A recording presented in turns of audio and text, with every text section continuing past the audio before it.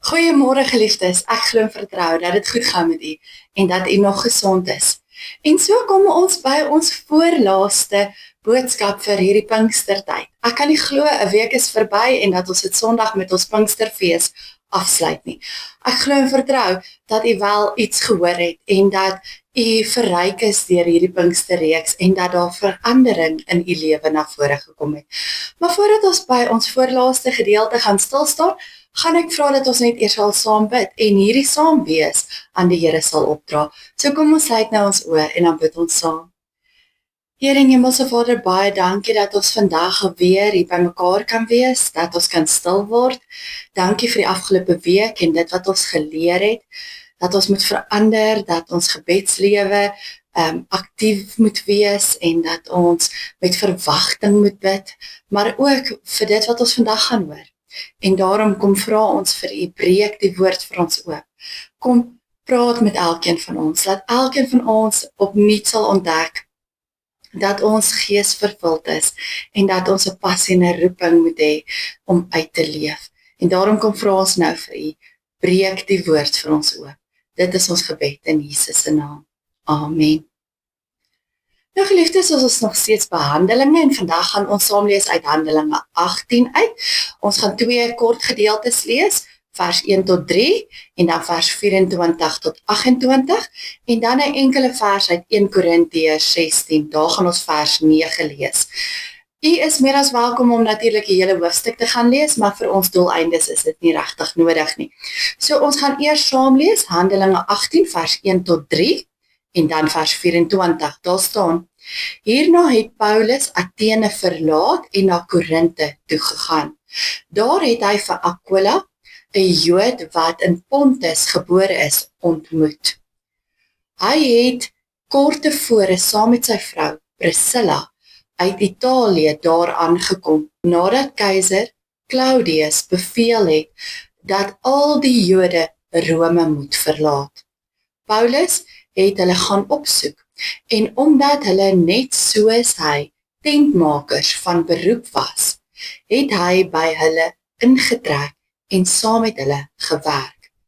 Dan gaan ons na vers 24 toe wat sê: Intussen het daar 'n Jood met die naam Apollos, wat in Alexandrië gebore is, in Efese aangekom. Hy was 'n begaafde spreker met 'n deeglike kennis van die skrif. Hy het in die leer van die Here onderrig ontvang en het met groot geesdrif gepraat en aan ander noukeurig alles oor Jesus geleer. Maar die doop waarvan hy geweet het, was net die van Johannes. Hy het met vrymoedigheid in die sinagoges begin preek. Toe Priscilla en Aquila hom hoor, het hulle hom huis toegeneem en vir hom die leer van God nog duideliker gemaak. Toe Apollos na Agaïe toe wou gaan, het die gelowiges hom aangemoedig en vir hom 'n brief saamgegee aan die gelowiges daar om te versoek dat hulle hom vriendelik moet ontvang. Daar aangekom was hy tot groot hulp vir die wat deur die genade van God gelowig geword het, want hy het die Jode in die openbaar kragtig weerlê en uit die skrif bewys dat Jesus Christus is. En dan het die enkele vers in 1 Korintiërs 16 vers 19, daar staan: Die gemeentes van die provinsie Asië stuur vir julle groete van Aquila en Priscilla en ook van die gemeente wat gereeld in hulle huis bymekaar kom. Baie groete in die Here. Nou geliefdes, vandag wil ek begin deur vir julle die verhaal te vertel van die bekende teoretiese fisikus Albert Einstein. Hy het vir jare lank klas gegee aan die Universiteit van Princeton. Dit is ook daar waar hy sy realiteitsteorie ontwikkel het. Na hierdie ontdekking sou die wetenskapsbeoefening nooit weer dieselfde wees nie. En tog sal jy nêrens 'n gedenkplaat of 'n monument ter ere van Albert Einstein in Princeton vind nie. Dit was Einstein se eie wens gewees, dat hulle niks tot sy eer sal oprig in Princeton nie, en hulle het dit ook so gerespekteer. Einstein het altyd gesê, grootheid is nie selfgerig nie. Jy is nooit die middelpunt nie. Dalk is dit ware wysheid. Om na die groter prentjie te kyk en te besef dat die heelal nie om jou draai nie. Dit beteken nie dat jy nie belangrik is nie. Dit is net 'n les in nederigheid. Maar hoogmoedige mense soek erkenning. Hulle soek roem. Nederige en bedagsame mense erken ander en besef dat hulle slegs 'n klein rolspeler in 'n veel groter storie is. Nou met dit in gedagte wil ek hê ons moet terugkeer na ons skriflesing waarby ons vandag stilgestaan het. Die eerste gedeelte handel oor Paulus en die tydjie wat hy saam met Aquila en Priscilla spandeer het, en die tweede gedeelte van vers 24 af handel oor Apollos, en dan die derde gedeelte handel oor Aquila en Priscilla. Nou vanoggend gaan ons eers by die eerste gedeelte stil staan. Ons lees so terloops van Aquila en Priscilla in die Nuwe Testament. Vir die meeste van ons is dit net name wat genoem word en waarby ons verbygaan, want hulle was nie beroemd gewees nie. Maar as 'n mens hulle 'n bietjie van nader bekyk, dan sal 'n mens agterkom dat hulle 'n enorme rol gespeel het in die vroeë kerk en in die Nuwe Testament. Wanneer ons na hulle lewens kyk, sien ons hoe die Here hulle op verskeie plekke en maniere gebruik het. Wanneer ons dan vanuit hulle lewens na ons lewens kyk, dan leer ons dat die Here enige iemand op enige plek kan gebruik in sy diens. Toe Paulus van Athene af na Korinthe toe gegaan het, ontmoet hy vir Aquila en Priscilla. Hulle was bekwame leerloiers, wat nes hy van Joodse afkoms was en tente gemaak het. Voordat hulle in Korinthe gekom het, het hulle self in Rome gestasioneer. Hulle het daar gewoon en hulle het leerprodukte verkoop en hulle was ook daar deel van die gemeente gewees. Ons lees in Handelinge 18 vers 2 dat daar egter 'n baie vreemde insident in die land plaasgevind het. Keiser Claudius het al die Jode uit Rome uitverban. Ons weet nie regtig waarom nie. As 'n mens 'n bietjie deur die geskiedenisboeke blaai, dan lees jy net dat Claudius baie immigrante, die Jode by name, in die jaar 49 na Christus verban het. Daar is baie teorieë wat daartoe aanleiding gegee het en wat vir ons sê dat dit 'n baie drastiese optrede was.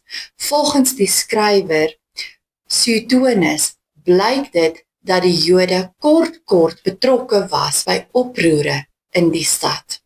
En op grond daarvan is hulle dan nou verban. So dit is die een ding wat vir ons die meeste sin maak oor hoekom hulle verban is. Ons sien ook dat Suetonius skryf dat hierdie oproere ook toegeskryf kan word aan 'n sekere Christus, wat natuurlik ook vertaal kan word met Jesus Christus. En hulle sê hierdie oproere verwys heel waarskynlik of moontlik na die konflik wat daar tussen die tradisionele Jode en die Joodse Christene was. Natuurlik was die gelowiges van Joodse afkoms gewees en hulle was volgers van Jesus gewees. En vir die tradisionele Jode was hierdie Christene beskou as ketters. Veral omdat die wortels van hulle geloof Joods was. Jesus, wat die seun van God, die koning van die Jode, die beloofde Christus en die Joodse Messias genoem is, was vir hulle deel van hierdie kettery gewees. Aquila en Priscilla was deel van die groep mense wat sterk op hulle geloofsoortuigings gestaan het en wat dan deur Claudius uit Rome verban is. Na hulle verban is, gaan vestig hulle self in Korinthe, waar hulle voortgegaan het met hulle beroep as leerwerkers. Daar in Korinthe was hulle ook aktief betrokke in die gemeente gewees en het hulle huise deur altyd oopgestaan vir die gelowiges, veral vir Paulus. Paulus het by hulle tuis gegaan toe hulle in Korinthe gewerk het. Dit was natuurlik 'n vriendskap gewees wat tussen hulle ontwikkel het, want al drie van hulle was Romeinse burgers, hulle was van Joodse afkoms gewees en hulle het in Jesus Christus geglo. En meer as dit, hulle het almal tente gemaak vir 'n lewe. So bedags het hulle saam gewerk en het hulle tente gemaak en het Paulus so in sy eie lewensonderhoud voorsien en saans het Paulus gegaan en die evangelie met die mense gaan deel. Hy het so vir 18 maande lank by Priscilla en Aquila gebly. In hierdie 18 maande het Paulus ongelooflike werk in belang van die verlossing deur Jesus Christus gedoen. Hoewel dit nie daar staan nie, kan ons die afleiding maak dat Aquila en Priscilla baie instrumenteel was in Paulus se bediening. Hulle gasvryheid en hulle ondersteuning het dit vir hom moontlik gemaak om die taak wat God vir hom opgelê het af te handel of uit te voer. Aquila en Priscilla het nooit die erkenning gekry wat hulle moes kry vir die werk wat hulle gedoen het nie, maar dit het ook nie vir hulle saak gemaak nie. Hulle het geweet dat hulle bloot deel is van 'n groter prentjie, dat hulle bloot rolspelers is in 'n veel groter verhaal. Die tweede gedeelte waarby ons stil gestaan het, was vers 24 en later. Intussen is Paulus weg en het Aquila en Priscilla voortgegaan met hulle werk in die gemeente. Op 'n stadium lees ons dat hulle self ontferm het oor 'n ander man wat ook na die gemeente toe gekom het en hierdie man se naam was Apollos. Ons lees in Handelinge 18 ook van vers 24 af dat Aquila en Priscilla na Efese toe verhuis het. En hier het hulle vir Apollos dan ontmoet en ook hulle huis vir hom oopgemaak. Apollos was 'n Joodse Christen wat in Alexandrië in Egipte groot geword het.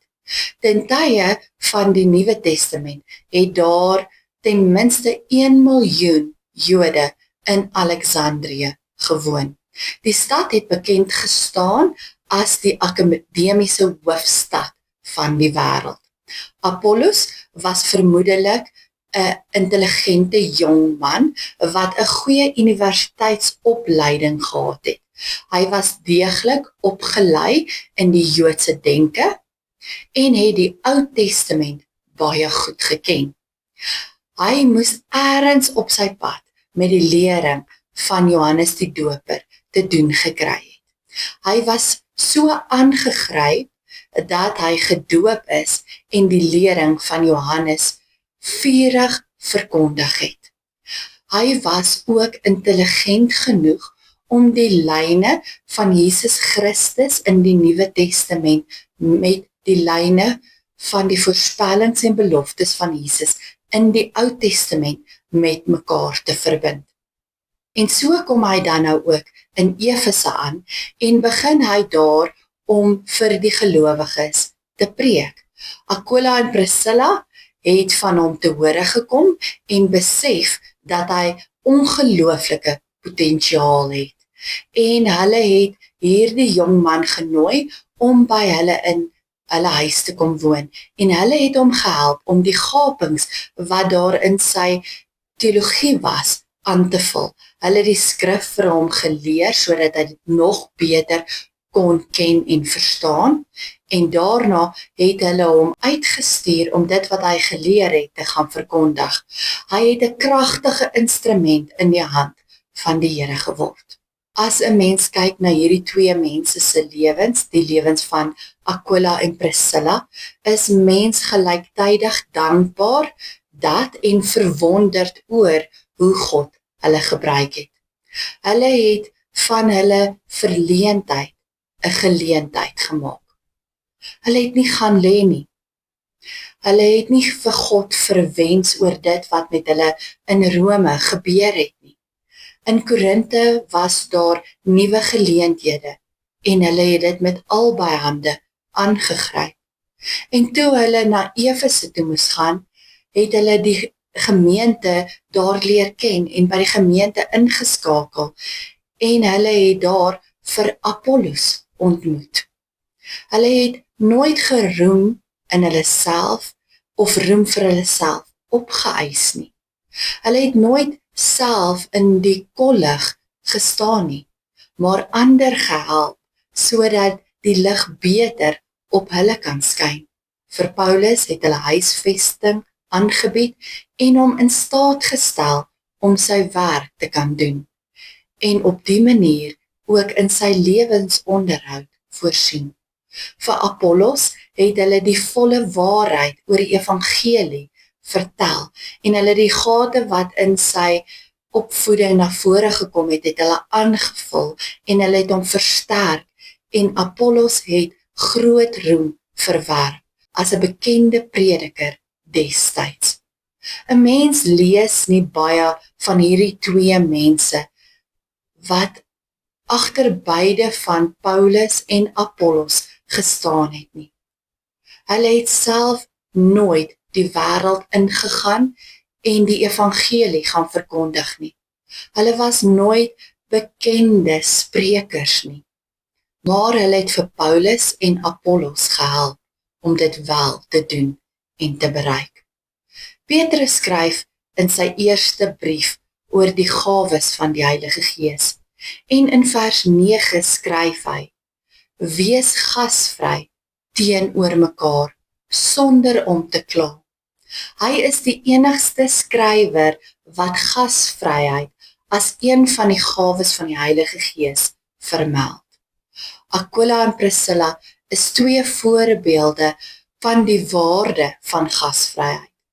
Toe hulle in Rome, Korinthe en Efese was hulle toegewyde gelowiges.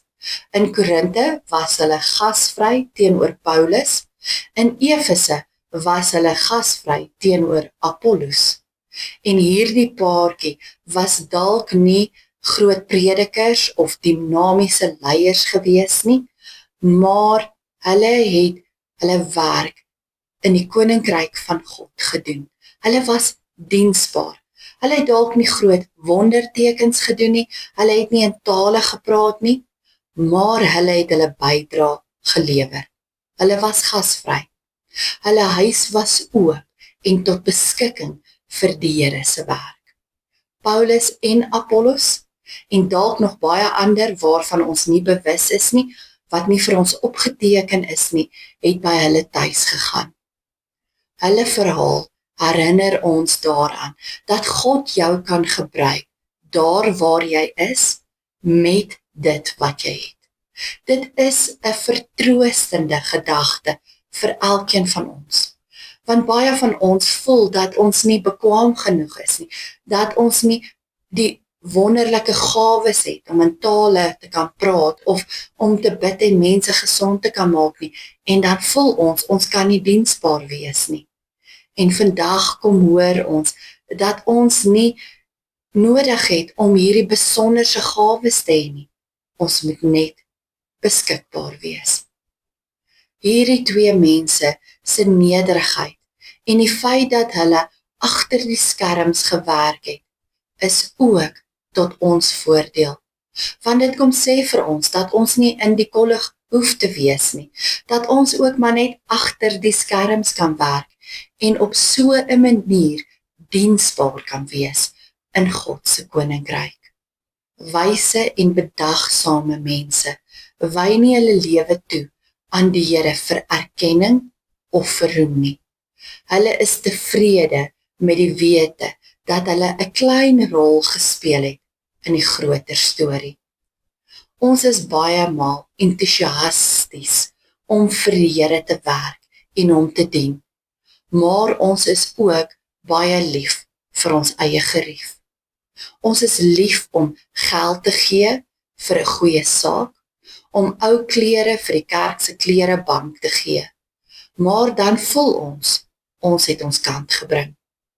Basies sê ons, ek wil die Here dien, maar op my terme en op my voorwaardes. Jesus wou egter nie hê, ons moet ons lewe kompartementaliseer nie. Ons geloof moet oorspoel na elke aspek van ons lewe. Alles wat ons doen, word 'n getuienis van ons geloof. Hoe ons eet, slaap, werk, aanbid. Hoe ons mense in ons huis ontvang. Geloof is nie 'n lysie van goed wat ek en jy kan afmerk en sê nou is ons gelowig nie. Soms vra dit 'n paar ongemaklike goed van ons. Dit vra dat ons optree en soms goed doen wat nie vir ons maklik is nie. Geloof vra partykeer van my en jou dat ons oor ras en kultuurgrense sal vriende maak. Dat ons sal uitreik na die vreemdeling. Dat ons ons vyande sal vergewe. En dat ons God se wil vir ons lewe sal opsoek. Jesus sê in Matteus 6 vers 33 dat ons in alles wat ons doen, eers die koninkryk van God moet opsoek, want dan sal hy vir ons sorg.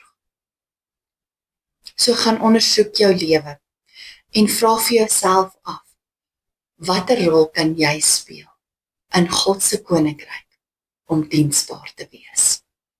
Amen. Kom ons sluit ons oë en ons bid saam. Here, dankie dat ons vandag gehoor het, dat ons nie hierdie groot dinge vir U hoef te doen nie, dat ons nie predikers hoef te wees nie, dat ons nie noodwendig in tale hoef te praat nie, dat ons nie hoef te bid sodat mense gesond hoef te word nie, ons hoef nie in die kollig te staan nie, ons kan net gasvry wees, ons kan net oralste waar ons gaan ons geloof uitleef en toelaat dat U ons in U diens gebruik. Dankie vir die voorbeeld van Aquila en Priscilla. Dankie dat ons geleer het dat hulle harte en hulle huis en hulle lewens oop was vir U en vir dit wat U wou gehad het hulle moes doen. En dat U hulle gebruik het om diensbaar te wees in U koninkryk. Dankie dat dit vir elkeen van ons 'n voorbeeld kom stel. En dankie dat ons gesien het dat hulle ook negatiewe situasies omskep het in positiewe geleenthede, en dat hulle ten alle tye aan U vasgehou het, ongeag of hulle in Efese, Korinthe of in Rome gebly het. Hulle was diensbaar, hulle het ingeskakel by hulle plaaslike gemeente, en hulle het geleef vir U. Hulle het 'n verskil gemaak, en daar waar hulle kon, het hulle betrokke geraak, en hulle dienste aangebied. En dis al wat U van ons vra, om ons gawes te gebruik in diens van U wil en U koninkryk. En daarom kom vra ons vir U, wys ons en gebruik ons is gewillig. Ons bid dit ook vir ons gemeente, Vader, dat U ons gemeente en hierdie gemeenskap sal gebruik om 'n verskil te maak, om so te leef dat mense sal sien, ons is U kinders en ons bevorder U koninkryk. Vader, dankie dat ons vandag hierdie dinge mag bid, en dankie vir hierdie Pinksterreeks, dankie vir U seën, en dankie vir Jesus Christus.